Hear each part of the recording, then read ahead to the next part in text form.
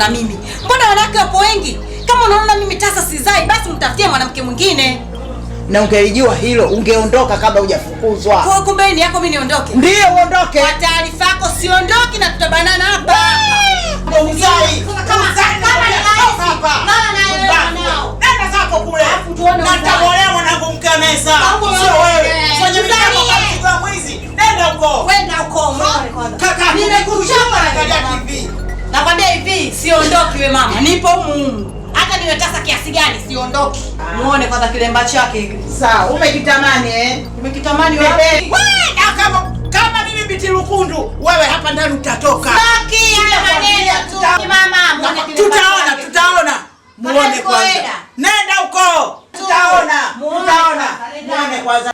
Shingo kampira mavi. Unanibabaisha. Mimi kama ndio Biti Lukundu, hapo unaondoka. Naletea mbambamba tu hapa. Mwanangu mwenyewe.